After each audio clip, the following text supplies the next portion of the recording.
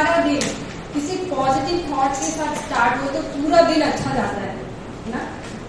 So I would like to call Mohit sir for thought of the day.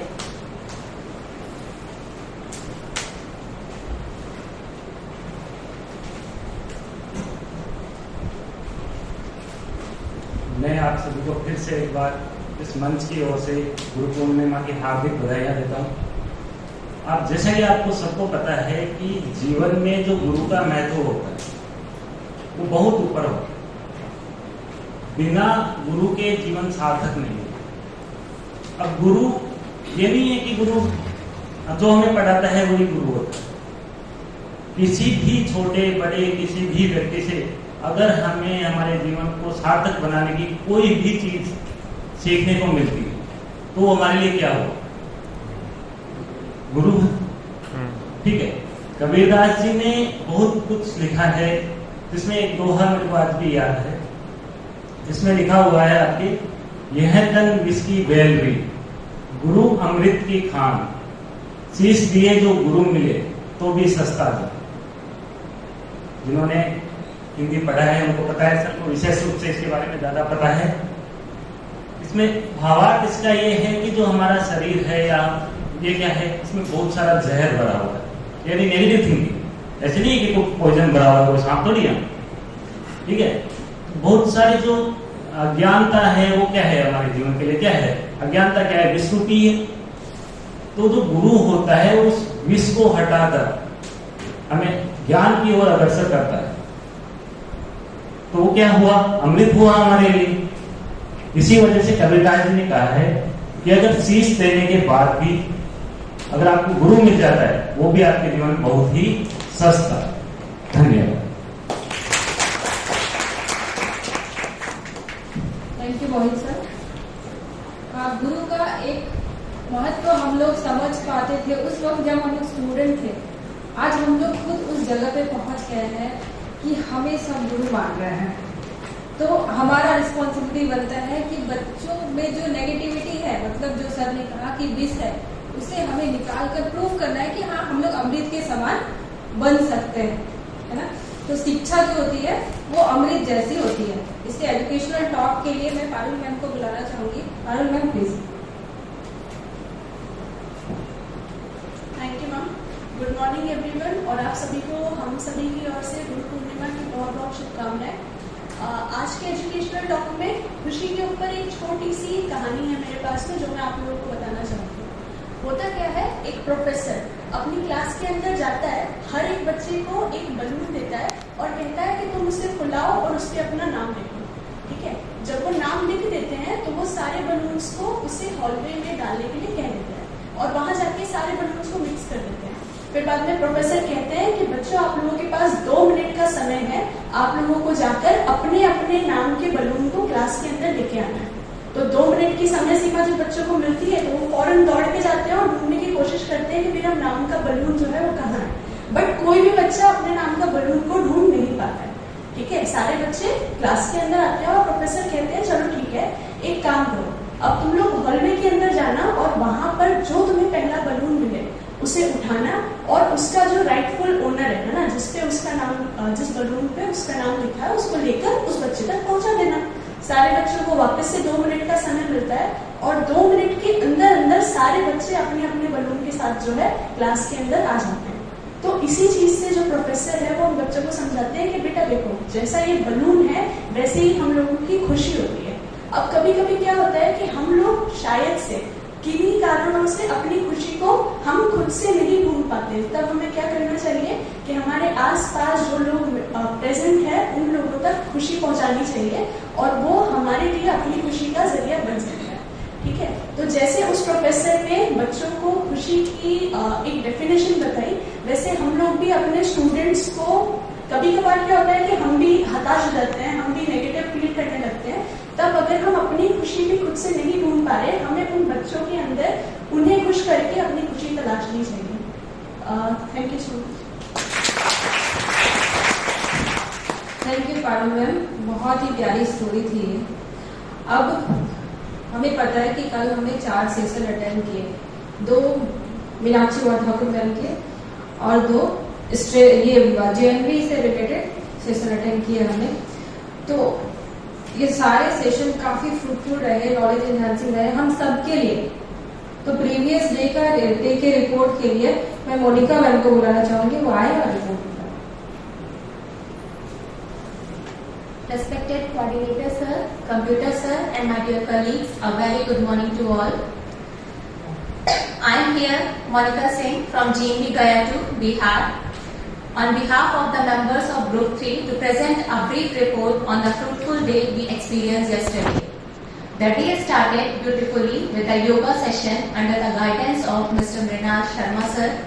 The morning assembly was nicely conducted by the members of Group 2, where all items were represented in their correct order and in innovative ideas.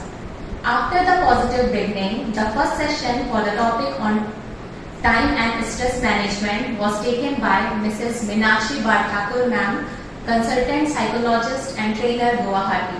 Ma'am told us how to cope with stress by giving various techniques and examples and how to manage time, as time management is life management. The second session began from 11:15 a.m. to 12:45 p.m. on topic interpersonal relationship and team building was also taken by Mrs. Meenakshi ma'am. She told us that most important relation is with ourselves. No one size fits all because every individual is different, every reaction is different, every situation is different. The next two sessions in the second half after lunch were taken by Deepak Paul sir, Principal JMB Khowai Tripura. The second session from 2 to 3:30 p.m. was on topic daily routines in JMBs, objective of morning PT, morning assembly, remedial and supervised study, games and sports, visit of dining hall and houses, where sir explained us to the detailed information about daily routines in JMBs. The last session was on topic inculcation of residential culture, house and mess management from 3:45 p.m. to 5:15 p.m. where we learned how to inculcate the various values in JMB students about house and mess system. The sessions were informative, motivating, interactive, making participation necessary and also pleasant. Finally, the sessions were concluded by the feedback of each group in the recap and reflection session, followed by an address by DC Munir sir and a vote of thanks by coordinator sir, and so the day was concluded successfully. I hope that we have an information day ahead of us today as well. Thank you. Thank you, Monica ma'am. I would like to call Niloy sir for quiz of the day. Thank you, ma'am. Yuvan, good morning to all of you. Good morning. Good morning, sir. Sunny Rai from JPU Gallery. Welcome you for this session. First question for Group 1. So we started our daily life with a beautiful prayer, NBS prayer song. So who wrote NBS prayer song?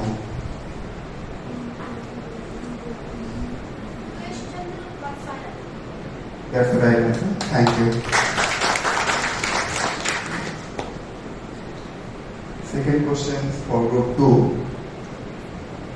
In case of any difficulty or in absence of science teacher, who will take physics portion of class 8? Right. Thank you. Third question is for Group 4. What is the full form of KVPY?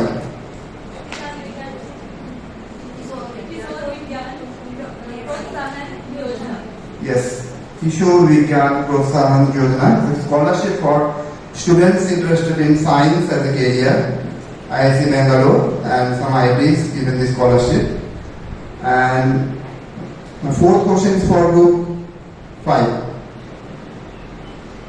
How many times we count students in JNB minimum? 17. Right answer. Thank you. And my last question is for Group 6. How much rupees is allocated for per student per month in HEART session JNV. 2205. That's the right answer. Thank you. And general question is for all of you. Who is the father of AI? Artificial intelligence. Anyone please? Who is the father of AI? John McCarthy. Thank you. Thank you for your active participation. Thank you. Thank you लीलॉय sir. हम सबको पता है कि revision कितना important है। Previous day के revision के लिए हम लोग एक क्विज और रिपोर्ट प्रेजेंटेशन करते हैं। तो अब प्रीवियस डे के फीडबैक के लिए मैं बुलाना चाहूंगी नीलम मैम। प्लीज नीलम मैम आगे बढ़िए। Thank you Neelam ma'am. आदरणीय कोऑर्डिनेटर सर, मित्रा सर और सभी साथी शिक्षकगण, सबसे पहले तो मैं आप सबको गुरु पूर्णिमा की हार्दिक बधाई देना चाहती हूँ। उसके बाद मैं अगर फीडबैक की बात करूं तो पिछले 9 दिनों के ट्रेनिंग सेशन में हम सब जानते हैं कि हर एक दिन बहुत ही फ्रूटफुल था, इंफॉर्मेटिव था, इंटरेक्टिव था, लेकिन कल का दिन थोड़ा सा खास था। कल का हमारा जो सेशन शुरू हुआ ट्रेनिंग का, तो उसमें सबसे पहले कोऑर्डिनेटर सर ने हमें एक स्टोरी सुनाई छोटी सी। जो स्टोरी सर का सुनाने का तरीका इतना अच्छा था कि हम उसे फील कर सकते थे, और उस स्टोरी को सुनने के बाद मुझे लगता है हम सब सोचने पर मजबूर हो गए थे कि एक टीचर एक बच्चे की लाइफ को कैसे चेंज कर सकता है।